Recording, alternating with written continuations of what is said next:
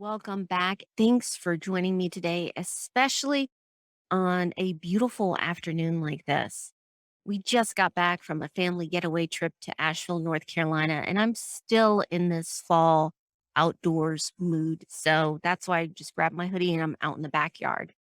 It fits the theme of the podcast this week, which we were giving a peek into our financial system as a family of four where we live pretty full lives and we enjoy it. It is especially important for us to have a financial system that helps us stay on top of our finances and our family goals, but it's not going to tie us down where we're worried about every single penny or we have to spend a lot of time making sure that all the pieces are in place. Instead, we want a simple and effective financial system. So that was what the podcast was about. Please listen to it if you haven't. Kind of share how we built it through the years so that it's flexible enough. But there were certain key principles that help us hit Coast Fi as a family.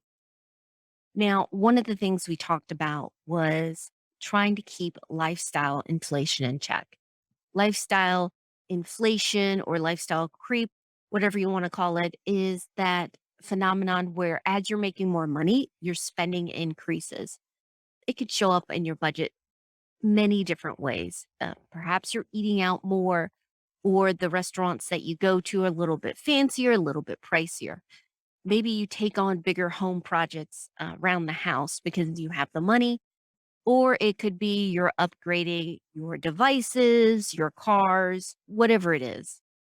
I'm not saying that these things in itself are bad or that it's automatically going to destroy your finances. It's really a problem when you're spending the money and you're not taking time to reflect and review. Is this aligned with our priorities? Are we sacrificing more important goals for these things? And then asking yourself, what value or joy am I getting out of this? Those questions have really framed a lot of decisions and choices that we make with our spending and with our budget. What we found is taking a simple pause has helped us keep our spending more meaningful and help us to stay aware of where our money is going. In the episode, I discuss three financial principles that we try to manage our system by, and two of them really play a part with lifestyle inflation. For example, the first one is a popular one in the personal finance space, which is pay yourself first. We take this seriously. And so for us, what we do before the year starts is set up our goals. What do we want to accomplish? Currently, we are building up our brokerage account and we're paying down our mortgage and we have an older home. So there's usually some kind of project going on that we're going to tackle. Then we run the numbers for the year. Where do we want to be by the end of the year? And we work backwards. How much do we need to save or transfer to make those goals happen? The big part for us is automating that. We go ahead and we have that deposit come in, and within a day, once it goes through in our banks, it's automatically moved, whether it's a savings account, a brokerage account, whether it's paying down our mortgage, it goes in that account. So we don't have that temptation to spend it. The other principle I've mentioned was this idea of living on one income. Originally, this was done out of necessity. We had met in college, and when we got married, Rob had his first post graduation job, and I had an internship that I wasn't sure when it was going to end. I knew I had at least a semester. So, to play it on the safe side, we decided that all of our essential bills and living expenses were going to be under his income.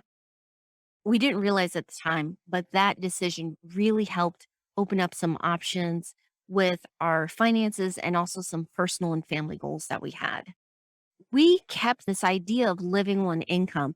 This may be a little different than what you've seen on other personal finance sites, but what we've done is in our joint checking account, $3,500 goes into it each month. That's for our normal, typical day to day bills like our mortgage, utilities, clothes for the kids, family getaways, and so forth. By having this cap in our joint account, it helps keeps us on target with our more aggressive savings plan. Keep in mind, we don't have any debts except for the mortgage. So that still gives us enough wiggle room to have fun with vacations and getaways throughout the year. Now, for things like in 2020, we renovated the kitchen, that goes into a separate savings account. We don't see that money and we're not tempted to spend it. I admit it's a bit of a mental game. What we're doing is we're making sure that our necessary things are automated, our goals are automated. So when we do have money left over in our joint checking account, we can do that as guilt free spending. So there you have it, just a little bit of a peek of how we handle our finances. I'd love to see your tips. How do the two of you handle lifestyle inflation? How do you keep it in check while still having a balance so that you're enjoying yourselves? Please leave your tips in the comments. And if you want to have more marriage and money tips, don't forget to hit that subscribe button so you get the new videos as they come out. I hope you get to enjoy your weekend. Take care.